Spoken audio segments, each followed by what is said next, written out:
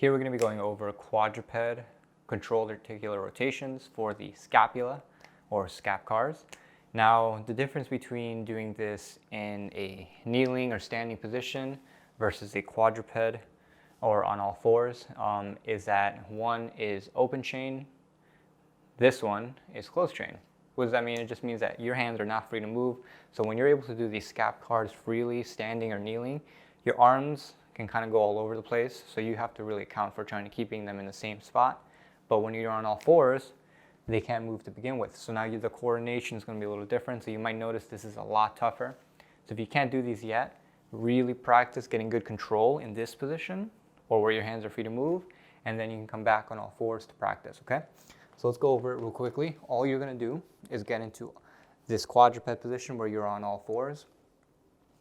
And just to review what's happening, we're trying to move the shoulder blade through this full circular motion around the rib cage, but now our hands can't go anywhere.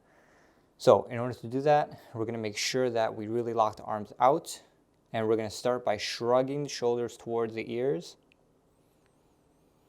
Once you've fully shrugged and you're practically touching your ears, you're going to think about squeezing your shoulder blades together behind you. So you'll notice your chest is going to drop a little. That's okay. So as your chest drops, you squeeze the shoulders together. So remember, this is an active effort. Okay? Keeping your shoulder blades tight, you're going to tuck them into your back pockets the same way you would if you did this standing or kneeling. And keeping your shoulder blades together, reach for your hips. And then you're going to start to push the floor away from you as you separate the shoulder blades. You'll notice your chest comes away from the ground.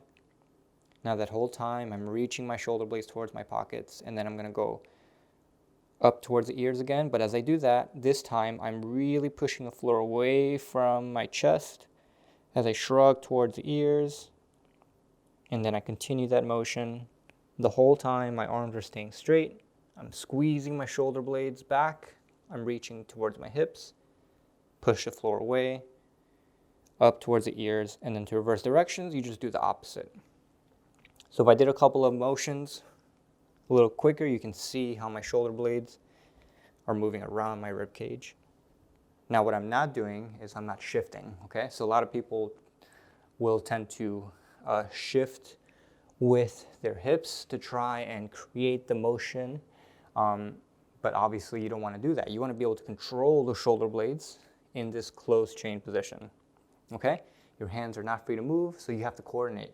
You have to really learn how to get those shoulder blade muscles to really get around that rib cage without compensating. Some of the compensations to look out for: elbows bending, right? You start moving your neck, doing some weird stuff. If it's easier, you can also take your hands and kind of like, instead of you being right here under your chest, you can just go a little wider and then point them out. What that does is it creates some space here in this shoulder joint, because when people are missing rotation and motion in the shoulder, this quadruped position is actually close to their end range. So you'll notice that as the shoulder blades move back, it's the equivalent of you going to more adduction. And if you're missing that range, the only way to achieve that position is by bending. So you can start in this wide position, palm pointed out, and I promise you that'll be a lot easier. And as you start to improve that range of motion, you can come closer and closer, okay?